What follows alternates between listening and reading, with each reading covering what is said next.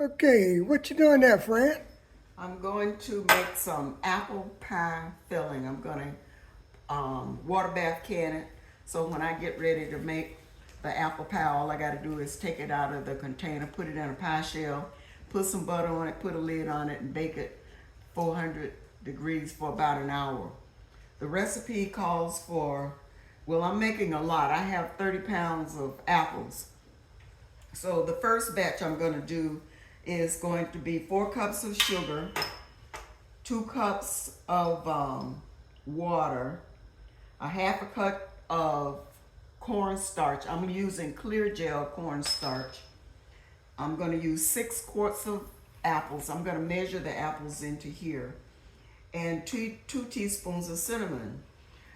I'm going to show you how I go about peeling the apples. This makes it go so very quickly. I've already washed these apples, and I have an apple corer peeler. I have one of these that goes on my KitchenAid mixer, but I didn't want to drag that out, and this is just so much easier. I just pull it out. You see how quickly I peeled that. It took the core out, it peeled it, and it took the sliced it. I just sliced it in half because it slices it in ringlets. I'm gonna save these peelings. I'm gonna make some vinegar out of it. Nothing that's gonna go to waste once I get done with it. I am putting these apples, these sliced apples. This is lemon water. I have it in lemon water to keep it from turning brown.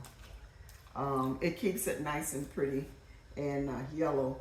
The clear gel is a better choice than using plain cornstarch. I use clear gel cornstarch.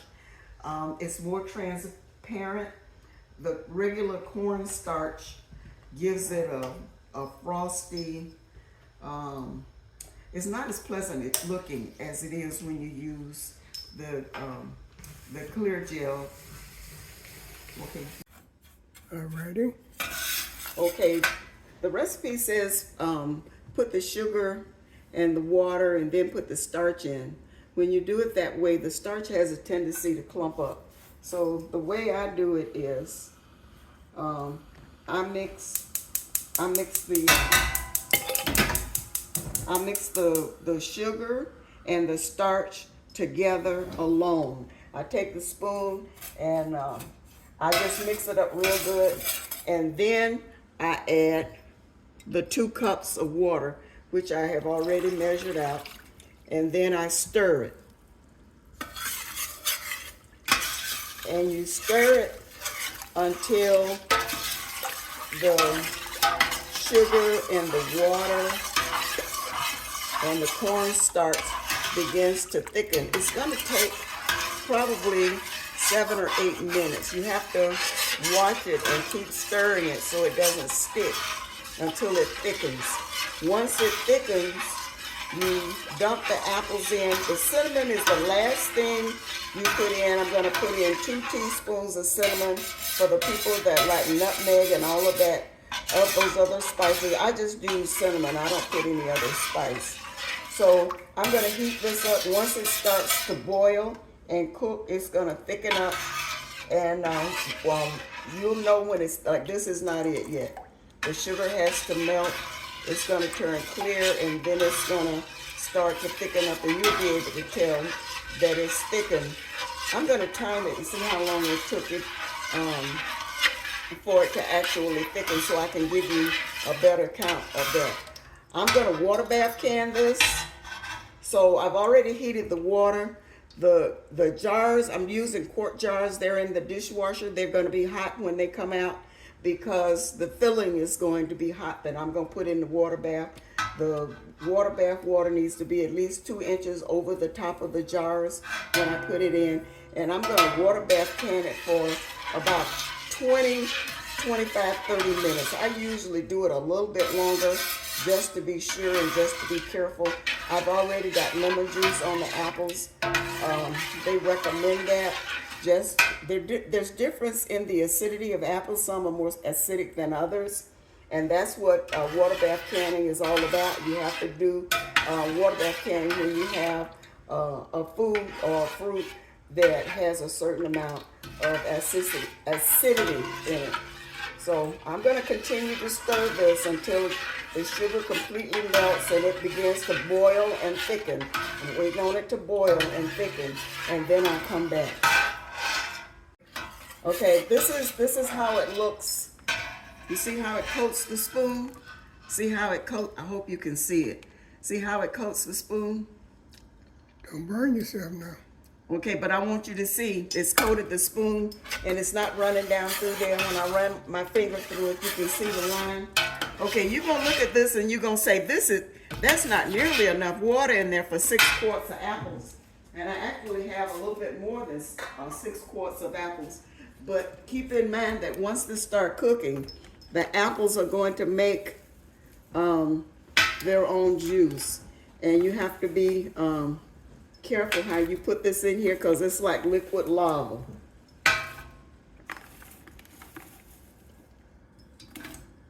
You don't want to burn yourself. Okay, this is a little bit more than 6 quarts. The 6 quart mark is right there, and it was heaping. So it's over 6 quarts. And so now I'm going to put in the 2 teaspoons of cinnamon.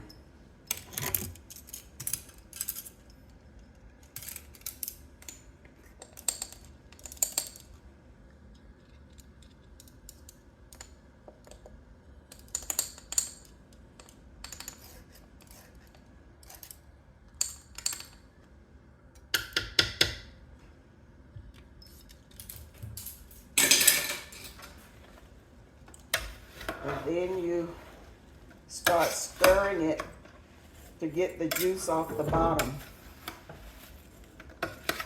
and onto the apples. And as it cooks, the apples are going to make their own juice. So even though you feel like the 2 cups of water is not going to be nearly enough juice, it will be, because once it cooks, the apples are going to release some of its own juice. You need a big pot for this. You can do a smaller batch. You can do, let me give you a smaller batch recipe. A smaller batch would be like 2 cups of sugar, 1 cup of water, 4 tablespoons of clear gel cornstarch, 3 quarts of apples, and 1 teaspoon of cinnamon. But I have doubled that recipe, so that's why I ended up with 6 quarts instead of 3 quarts. Because once I get this batch done, I'm going to do at least another batch and a half because I have so many apples. Spilling my cinnamon.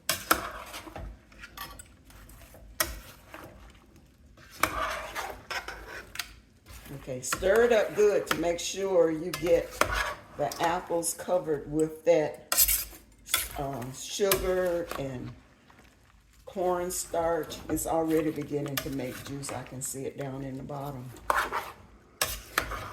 So it took about 15 minutes. It took about 15 minutes for this to thicken. And so once I get to the point where I'm ready to jar it, I'll come back and I'll tell you how long it took. But it will differ based on the kind of apples you have. I usually use Granny Smith apples, but these apples were gifted to me. And so they're a little bit more tender and a little bit sweeter than the Granny Smith apples. So they probably won't take as long to cook before they're tender. You're supposed to cook them until they get tender. And a lot of this is a judgment call, but you'll be able to tell. This is one of the simplest canning recipes you can do. So once it cooks, I'll tell you, it took 15 minutes for the clear gel, the sugar, and the water to thicken, and I'll let you know how long it cooked with the apples that I used today. In the pot.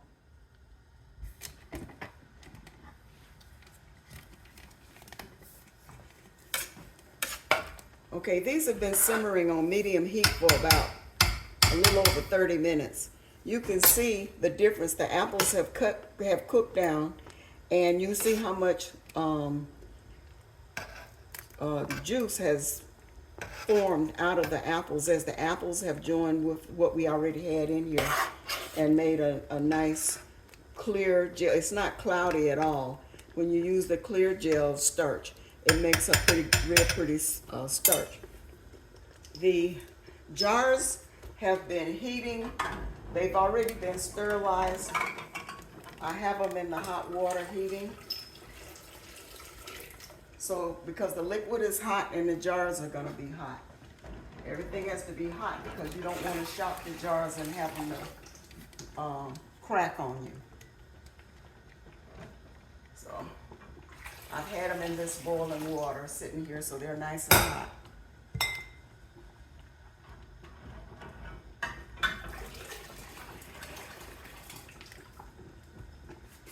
So I use a funnel. That makes it a lot easier to get your contents into the jar. And I use this cup to funnel it in there so I don't have to make so many dips. I can do it like in a little over two dips. You want it just at the top rim. You don't want to overfill it.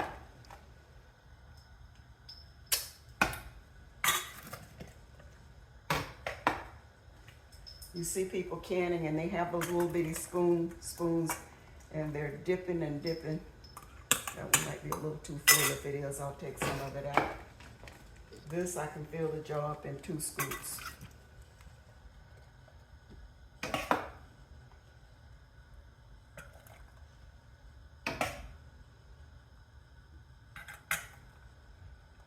This is, these are Honeycrisp apples. Like I said, I normally do Granny Smith. Oh, I'm making a mess. Granny Smith is not as soft as Honeycrisp, and it's not as sweet. So I'm gonna taste these and see how sweet they are. Hopefully they won't be too sweet. I know what I didn't take out. I didn't take out my debubbler.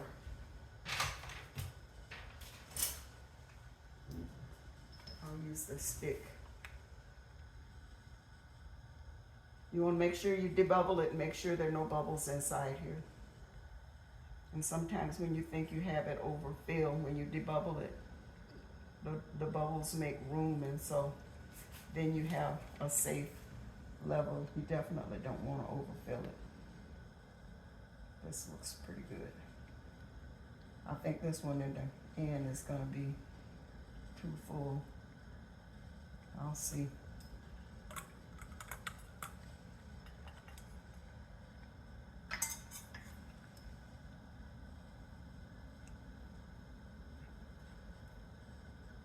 I think it really might be all right.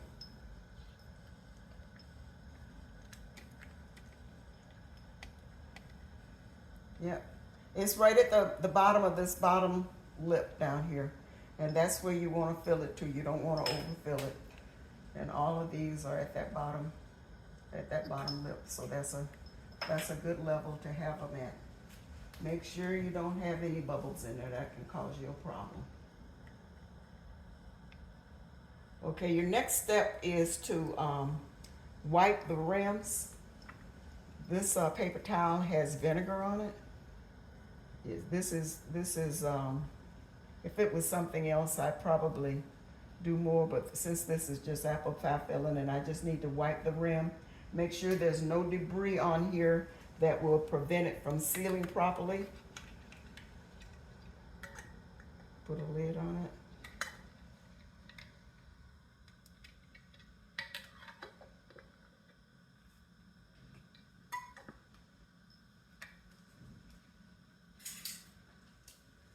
finger tight.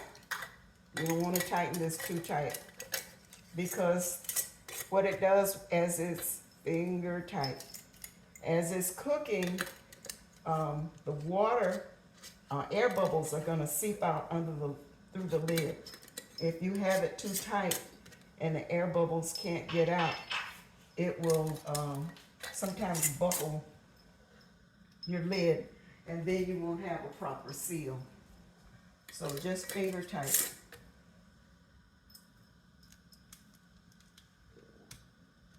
So I've got a few more jars to put in here. I'm gonna water bath can this. It says 20 minutes. I'll probably do 30. It won't hurt it. But I want to make sure I don't have a problem. Make sure the water is 2 inches above the jar. I didn't show it to you, but there is a piece of metal with holes in it down at the bottom that goes under these jars. You don't want to put the jars directly on the bottom of the pot. That would not be a good thing. If I remember, I'll show you what it looks like. But there is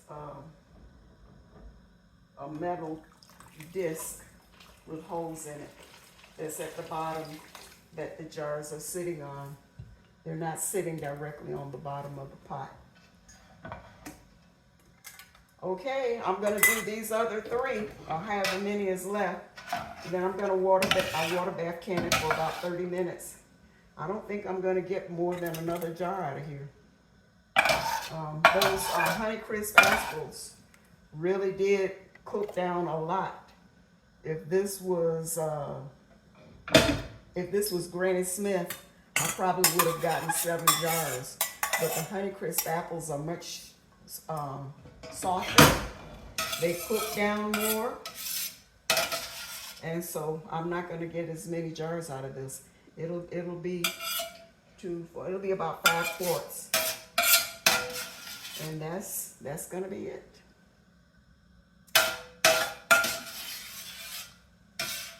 This one is not going to be all the way up to the bottom of the rim. So I'll put it at the front of the cabinet. It'll be one of the first ones that I use. Not that because it's close enough.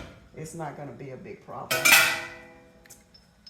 Well, case in 55, I'm getting ready to eat some apple pie. Okay. Alrighty then.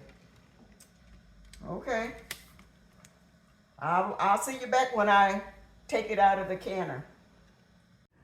Okay, Banner, show them how easy it is to peel this apple. I don't know if it's all that easy or not, because I didn't want to do this. Yes, he did. He was dying to do it. Folks, y'all believe what you won't believe.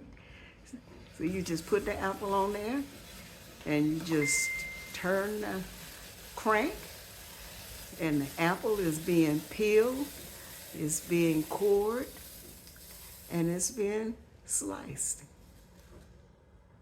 Ta-da!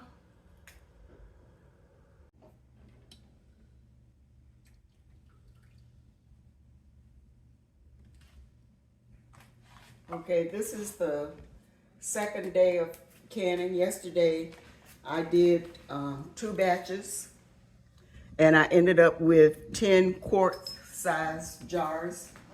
Today, I did the 3rd batch, and I ended up with, I think I did 1, 2, 3, 4, 5, 6. I ended up with 6. I neglected to say yesterday, when you water bath canning, before you start the counter, make sure the water is boiling in your water bath canner. Also, be careful how you fill your jars, because the apples will swell. And I had, out of the 10 jars that I did yesterday, I had 1 that did not seal. You'll know that it's sealed because the little button on top will collapse. Don't touch it for 24 hours. You see when I lift it out, I lift it straight up. It's got water on the top of it. That's okay, just leave it. All of these have already sealed that I just took out of the water, except that one. And I'm hoping that it's going to seal. If it does, I see that the little button is still poked up. The rest of them have collapsed. I could hear them popping as I was taking them out of the water. I'm gonna let it sit there for 24 hours, and then I'm gonna mark what it is on the top of the quart jar, and I'm gonna date it. You think you can remember what it is and when you did it, but these things, you can keep these things on the shelf for 2 or 3 years and they'll be okay.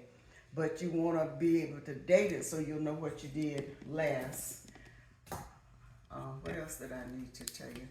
Other than the fact, be careful how you fill it up, because you can see, even though I fill this one up to about right there, it's up at the top of the lid. And I think that's what happened yesterday. I overfilled it, and so then the jar did not seal.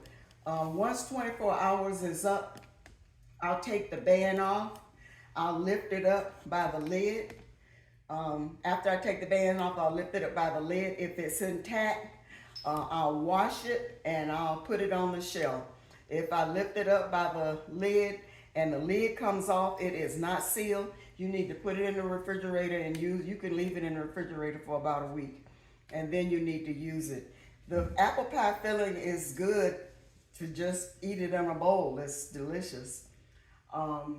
Or you can use it to make up to fill an apple pie, or you can use it to put on top of your yogurt, or either put it on top of ice cream. It's really a delicious product, and it's very easy to do. You should try it. So I'm hoping this one is gonna seal. I'm watching it. So in the next 24 hours, if the little button doesn't pop down, I'll know to put it in the refrigerator. That's it. Good luck. Hope you try it.